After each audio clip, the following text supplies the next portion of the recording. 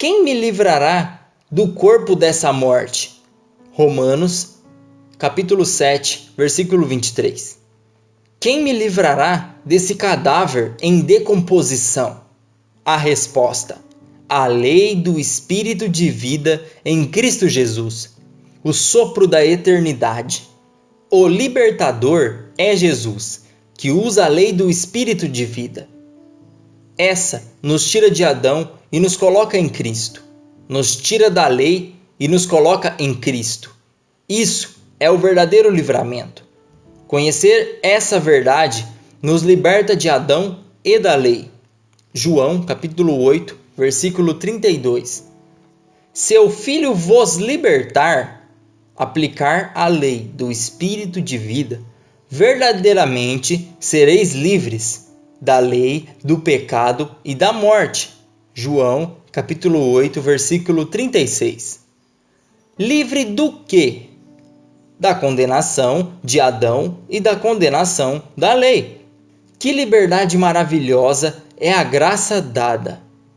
Romanos 8, 2d.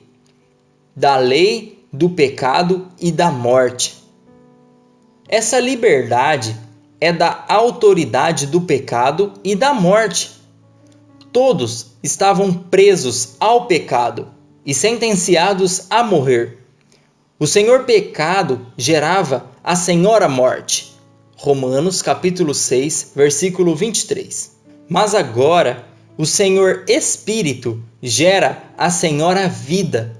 Assim, o pecado não tem mais domínio sobre nós. Romanos capítulo 6, do versículo 6 ao 14. A morte não tem mais poder sobre nós. Romanos capítulo 6, versículo 5. Libertos do pecado significa dizer que estamos unidos a Cristo. Libertos da morte significa dizer que estamos vivendo a sua vida. Somos santos e fiéis em Cristo. Efésios capítulo 1, versículo 1 e 2. Libertos do pecado significa dizer que estamos libertos do pecado original, o pecado que condena ao inferno e aos pecados que a lei condena. O pecado original condena a todos ao inferno. Os pecados praticados nos condenam a uma vida de miséria, doenças e morte. A lei do Espírito de vida nos livra tanto do pecado original como dos pecados e iniquidades.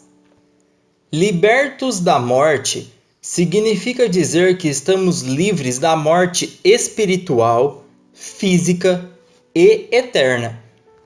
1. Morte espiritual. Quando Deus disse que se comessem da árvore do conhecimento do bem e do mal, iriam morrer. Gênesis, capítulo 2, versículo 17. Deus estava se referindo às 3 mortes. A primeira é a morte espiritual. O que é morte espiritual? É a separação do ser humano de Deus. O Senhor vinha todos os dias visitar Adão e Eva. Eles estavam vivos, era uma comunhão íntima. Mas depois do pecado, a morte espiritual apareceu. E então Deus não podia mais se apresentar ao homem. Eles morreram para Deus. Não conseguiam mais ouvir e nem sentir Deus como antes. Assim, passaram a ter a natureza de Satanás. E somente no tempo da graça é que são convidados a se livrar do peso do pecado original. A morte espiritual se instalou no espírito do homem, como um veneno poderosíssimo que fazia o homem não ter mais consciência de Deus e fazia-o ter consciência de si mesmo e do pecado. A morte espiritual é a morte do espírito do homem para Deus.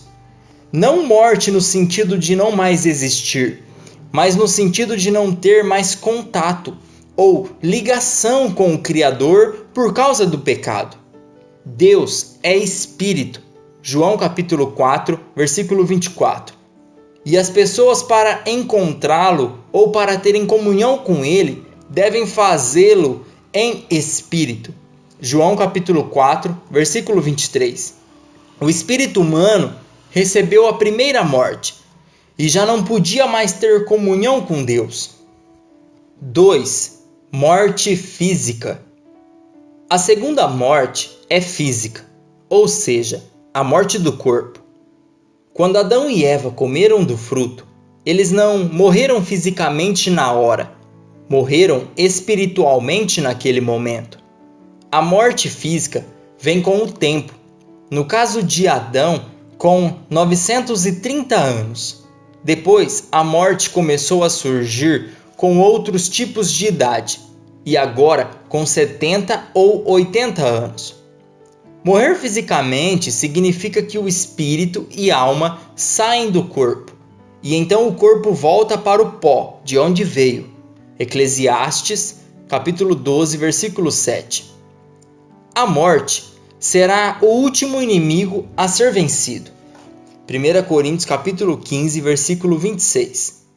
Quando a morte física for vencida pelo poder da ressurreição, nosso corpo incorruptível vai receber a última parcela do estado original e mais ainda, nossos corpos serão semelhantes ao que Cristo tem hoje, no céu. 3. Morte eterna. É a mais temida, pois não tem mais fim.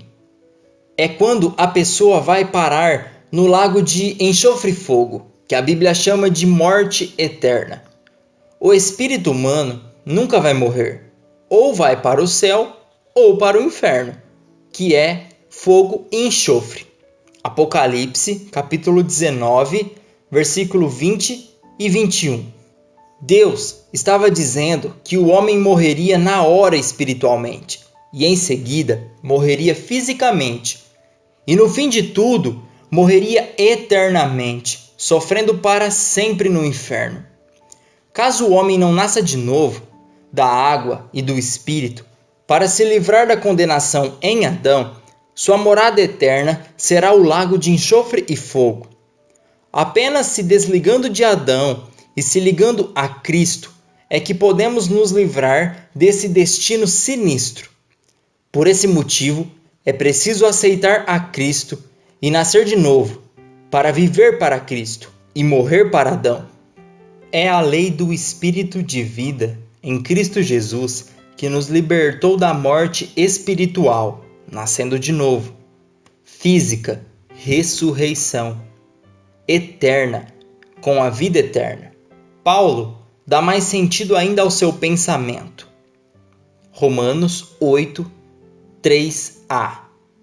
Portanto. Esse portanto é em relação a todo o ensino acima mencionado. Nenhuma condenação os que estão em Cristo. Andam em espírito, não andam na carne. Lei do espírito e vida. Livramento da lei do pecado e da morte. Esse portanto significa que somente Jesus podia tirar o homem de Adão e dos domínios da lei. E foi essa a maravilhosa obra da cruz. Nos tirou da condenação. Entender que quem crer e for batizado será salvo, mas quem não crer já está condenado. Marcos capítulo 16, versículo 16. Já está condenado em Adão e pela lei. A inutilidade da lei para justificar e salvar. Romanos 8, 3b. O que era impossível à lei. O que era impossível à lei? Salvar, tirar o homem dos domínios da condenação coletiva em Adão. Convencer o homem do pecado, da justiça e do juízo. João capítulo 16, do versículo 7 ao 11. Prover santidade.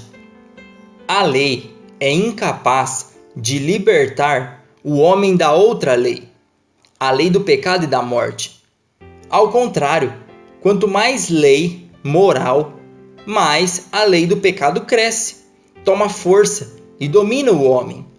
Impossível a lei libertar o homem da condenação federativa e a condenação individual.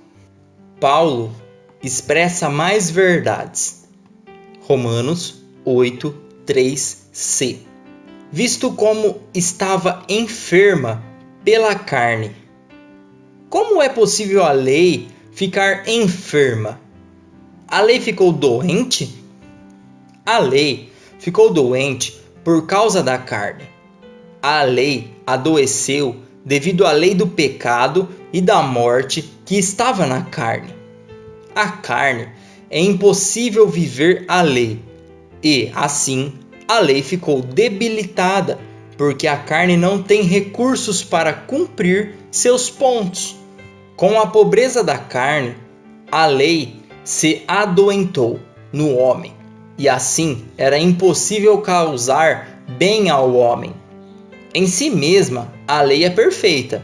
No entanto, ao se unir ao homem, a doença do pecado lhe enfermou, lhe tirando a utilidade de prover santidade, salvação e libertação.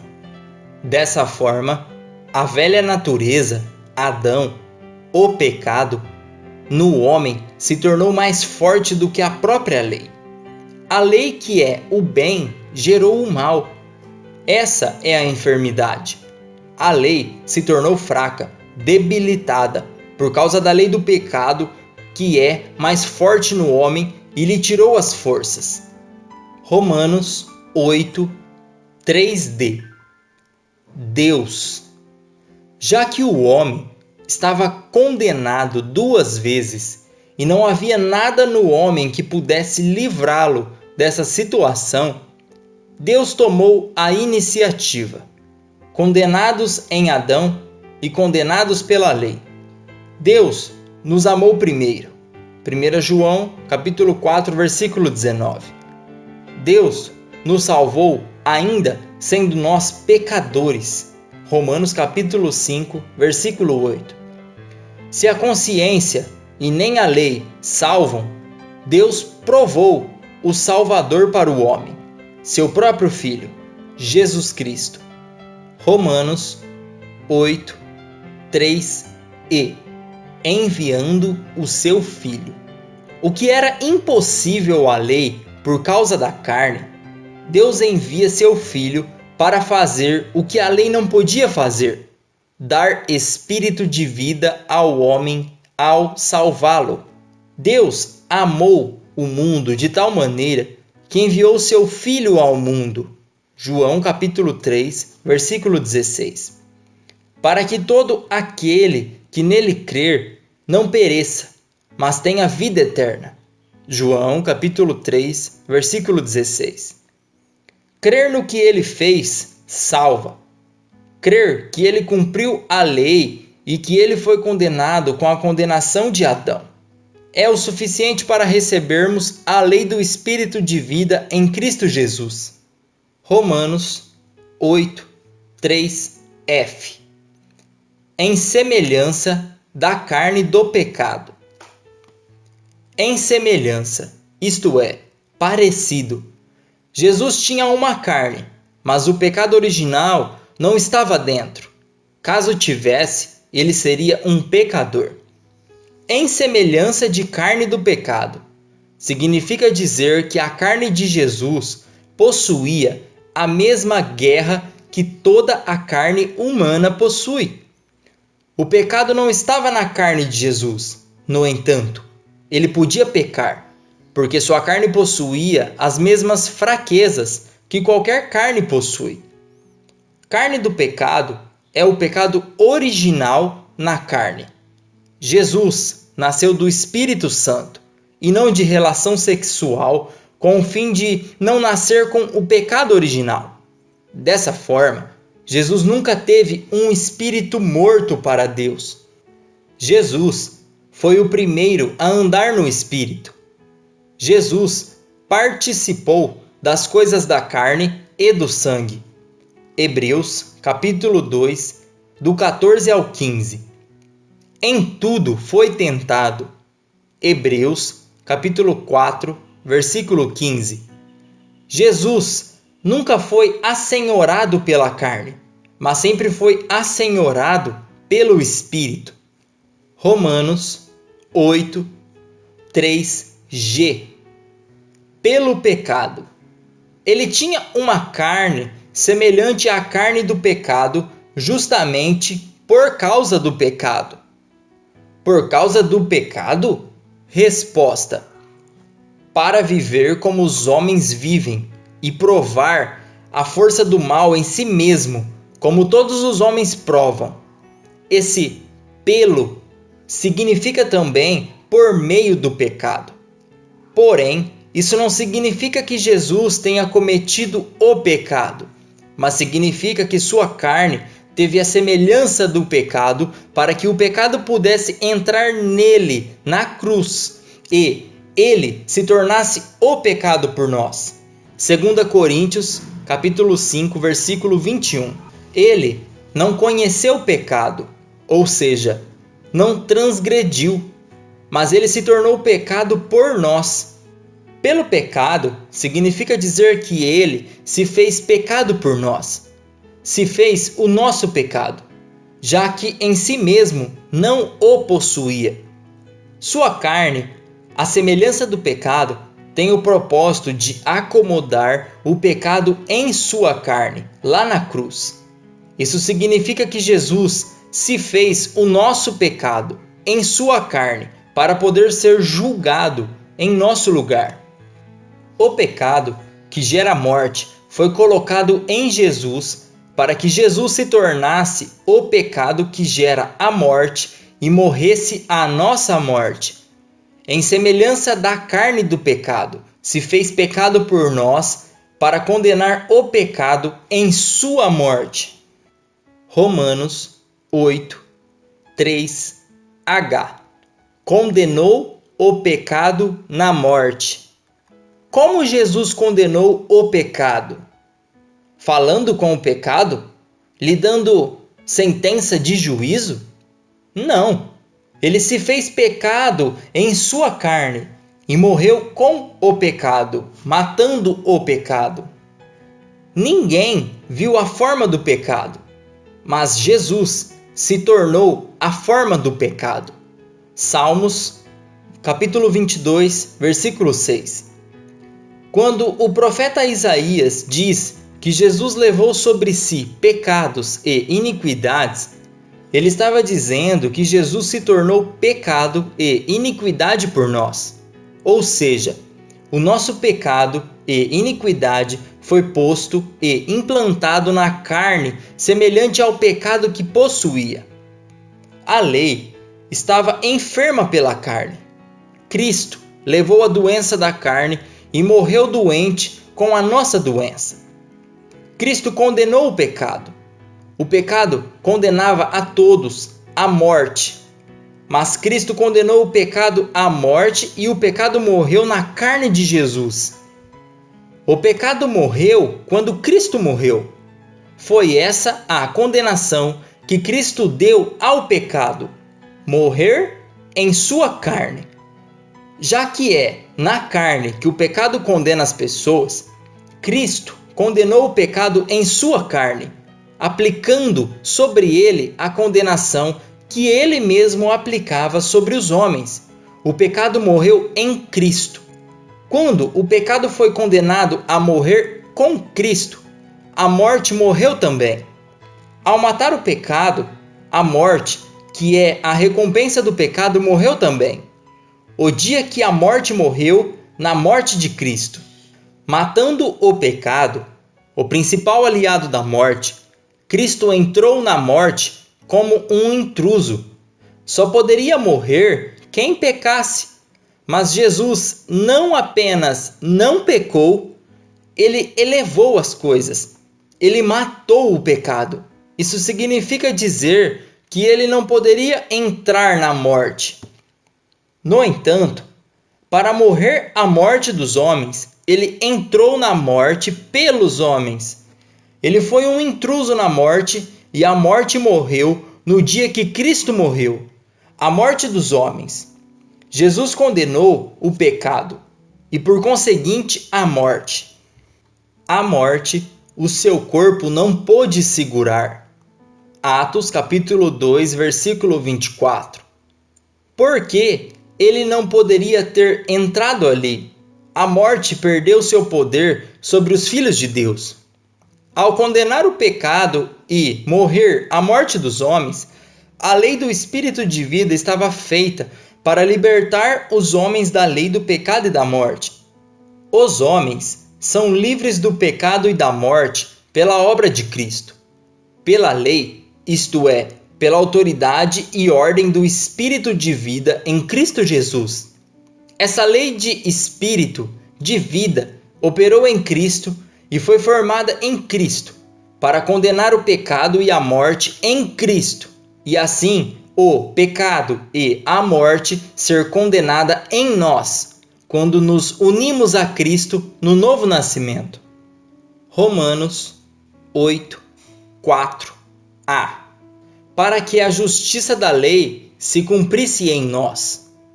Ele condenou o pecado na carne para que não houvesse mais condenação.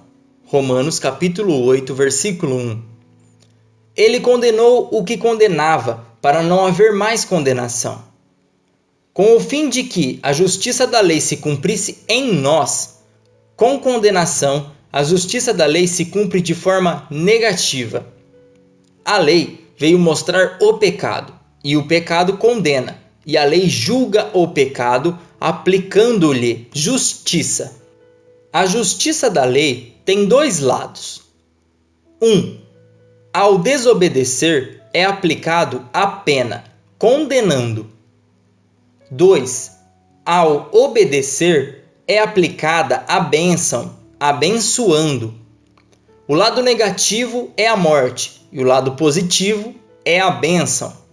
Jesus cumpriu as duas faces dessa moeda, o negativo e o positivo.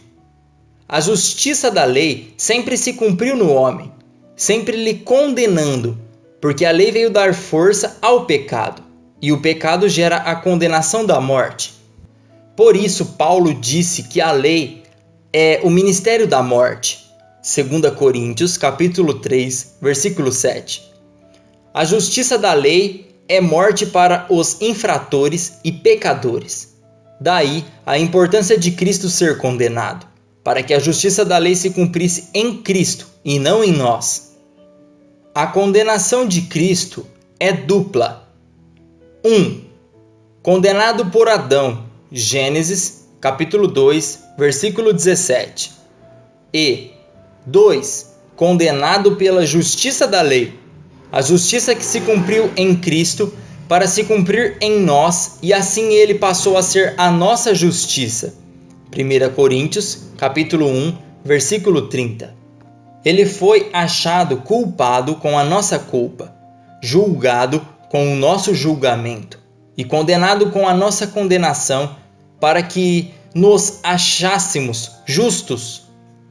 A justiça agora é um dom conquistado por Cristo. Ao receber toda a justiça negativa e suportá-la, se tornou justo e justificador dos que creem. Romanos capítulo 3, versículo 26. A justiça negativa da lei se cumpriu em Cristo para que a justiça positiva da lei se cumprisse em nós. Da mesma forma que Cristo cumpriu a justiça negativa, ele também cumpriu a justiça positiva. Ele viveu a lei. Ninguém vive a lei, mas ele viveu a lei na íntegra. Ele venceu o pecado na sua vida e na cruz. O amor cumpre toda a lei, e Cristo viveu no amor, cumprindo toda a lei. Ao cumprir toda a lei, se tornou Senhor da lei. O fim da lei é Cristo, ou seja, o fim da atividade da lei é Cristo, o começo de uma nova atividade. Ao ser o cumpridor da lei, a justiça da lei se cumpre em nós, todas as bênçãos espirituais. Efésios, capítulo 1, versículo 3. Desta forma, somos justos pela lei, porque ao recebermos o dom da justiça, temos o certificado de justos e assim a justiça positiva opera em nós. A justiça negativa caiu em Cristo, para que a justiça positiva recaísse em nós. A justiça negativa levou Cristo a ir onde deveríamos ir, no inferno, e a justiça positiva nos levou onde Cristo está, no céu. Efésios capítulo 2, versículo 6. A justiça da lei é cumpri-la para viver. Romanos capítulo 10, versículo 5. Cristo viveu e a vida está em nós. Só Cristo podia cumprir a lei. Então ele desceu do céu. Romanos capítulo 10, versículo 6. Só Cristo pode ir ao Hades e sair de lá. Romanos capítulo 10, versículo 7. E ele assim fez, porque cumpriu a lei, o inferno não tem poder sobre ele. Assim, a justiça se cumpriu em Cristo, que desceu do céu, foi ao Hades, saiu de lá e foi ao céu novamente. Essa carreira de Cristo lhe fez justo e justificador, dando a nós a justiça para todo aquele que crê. A justiça de Cristo, portanto, nos deixa livres de todo crime, de toda condenação, pois que as duas condenações desaparecem, a de Adão e a da lei. Passamos a ser livres de castigo, culpa ou sentença.